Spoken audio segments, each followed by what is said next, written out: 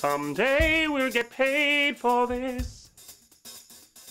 Hello, and welcome to Scrapple News. From high atop the Scrapple News Towers here in downtown Philadelphia, I am your humble, yet fairly good-looking host. I'm AP Ticker, but you knew that. Mac and Dennis break up on It's Always Sunny in Philadelphia. The grand jury release a brutal report on the House of Horror abortion clinic in West Philly. And The Onion is coming to our town. But our top story tonight is about a bright young man who did a dumb thing. But the President of the United States took pity on him. And tonight, he will be sitting with the First Lady during President Obama's State of the Union address.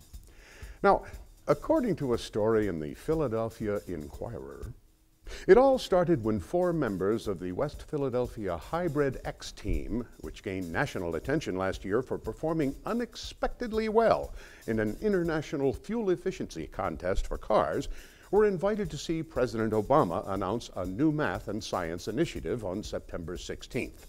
Do you believe that was all one sentence? Only 3 members made it to the White House. Brandon Ford, the 4th member, forgot to bring his West Philadelphia High School ID, so he wasn't even allowed to enter the White House grounds. What happened to his ID? While this may be a difficult time for our nation, and we face some tough challenges, it's that potential that ought to give us hope. We need no better example than the students who are here today from West Philadelphia High School. He's a teenager, a laughing Simon Hogger, the team's director, told the Inquirer. Still laughing, he said, "I felt terrible, and we felt so bad." Then he stopped laughing as I read on. At first, the adults didn't really think their team had a chance. Admit it. But the White House did not forget Brandon. Last week, Ford got a call inviting him to sit with Michelle Obama during her husband's State of the Union address on Tuesday night. Yes, Brandon, there is an Obama clause. Now, they didn't win the competition. You know, they're kids. Come on. This just in.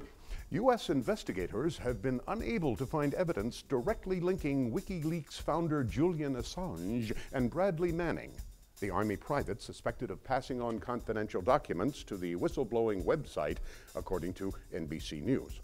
If true, then U.S. authorities have no realistic chance of successfully prosecuting or extraditing Assange for the leak of thousands of classified documents.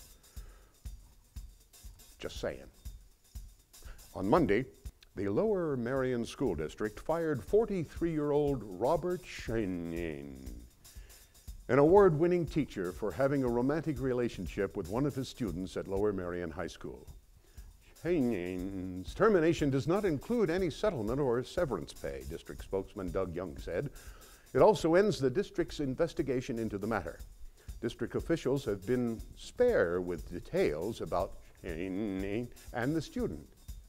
In a January 4th letter to parents, they described the affair as a dating relationship that occurred more than 5 years ago, when the student was 18. They've not identified her or disclosed how the relationship came to light, but said the evidence did not suggest any criminal conduct. I think some crimes are just best left unsolved. Say, my old pal Don Kirshner of Don Kirshner's rock concert fame passed away over the weekend. Don was a golden-eared, brill-building music publisher who nurtured the genius of people like Phil Spector and Carole King back in the early 60s. He later went on to create the Archies and the Monkees. But for music fans who came of age in the 70s and 80s, Mr. Kirshner is best remembered as the leisure-suited monotone host of the syndicated rock concert, which from 1973 to 1982 presented loud-as-fuck live performances by Leonard Skinner, the Sex Pistols, David Bowie, and Ted Nugent, among many, many others.